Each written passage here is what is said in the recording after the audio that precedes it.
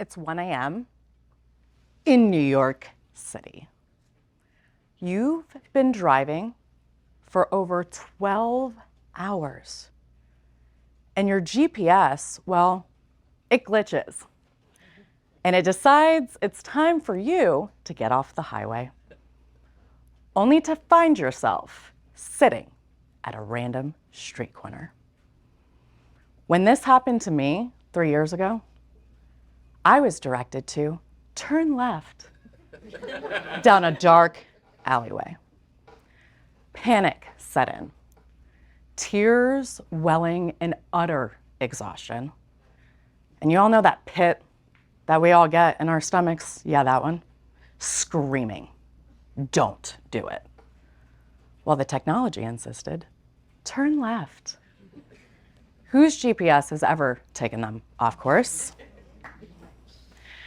As a strategist, speaker, and cybersecurity expert, I advocate for the building of trust in technology every single day.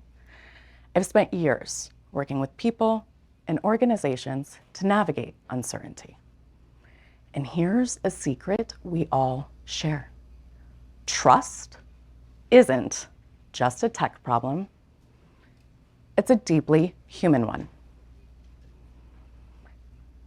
In that moment, I faced a decision we all experience in different forms.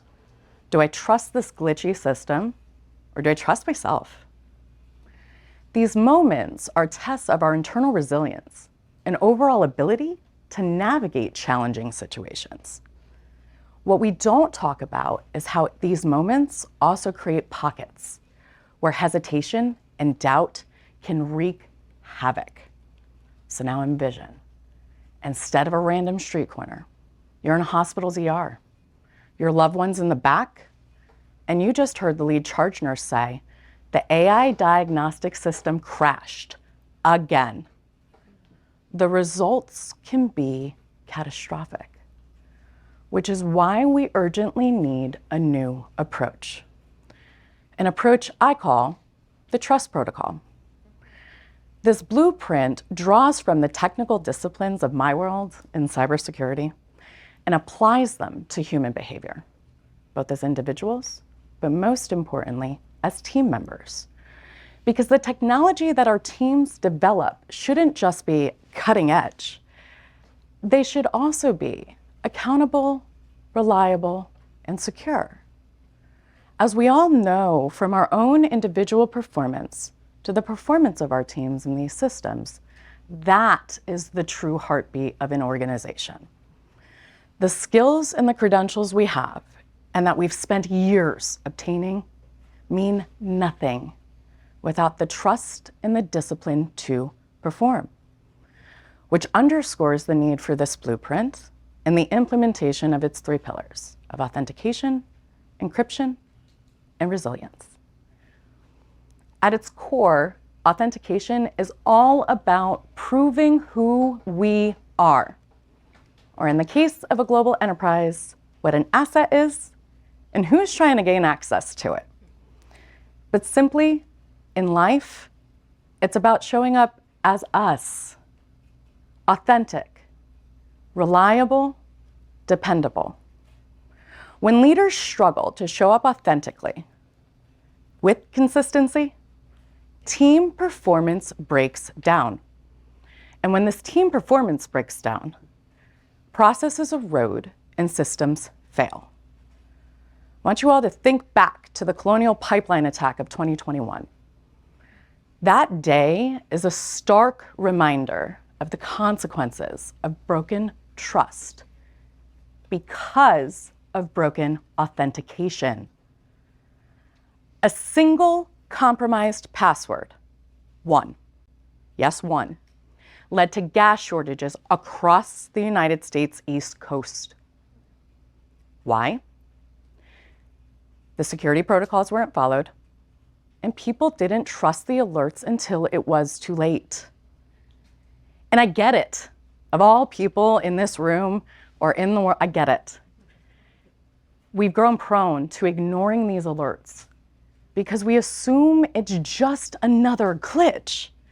It's just noise. Was the Colonial Pipeline attack just noise? In my experience, the answer goes much deeper than that.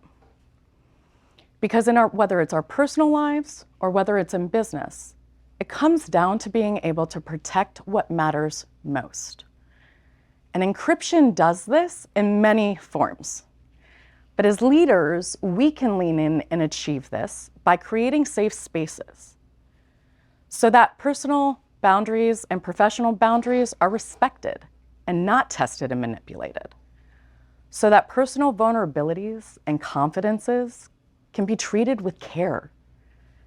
So we can finally have the conversations, the real ones, that we're already having about what is broken and what it actually takes to fix it, which is critical because according to the World Economic Forum report, 70% of technology failures are not caused by bad coding.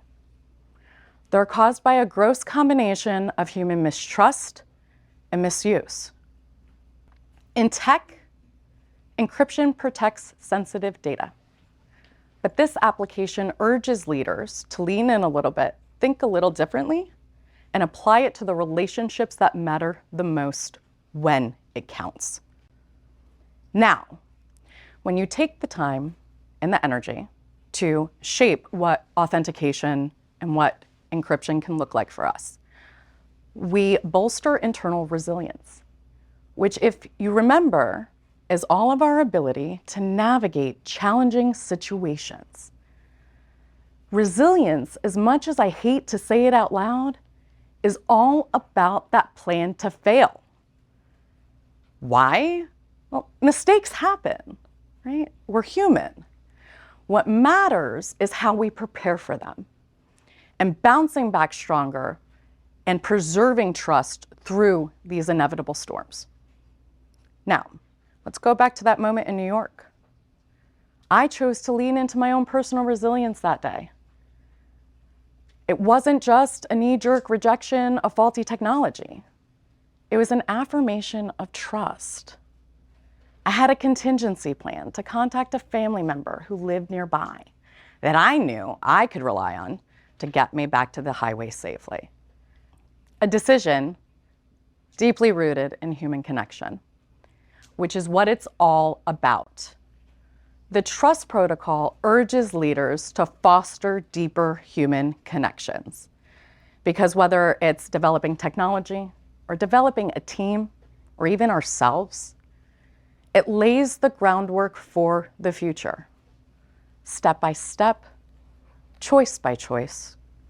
And when we take the time and the energy and sprinkle on a little bit of intent, it becomes the force that drives us forward. So tomorrow, as you face decisions that challenge your trust, I want you all to remember this. Trust isn't passive. It is a choice and it is a commitment. The question is, will you help me lay the foundation? Thank you.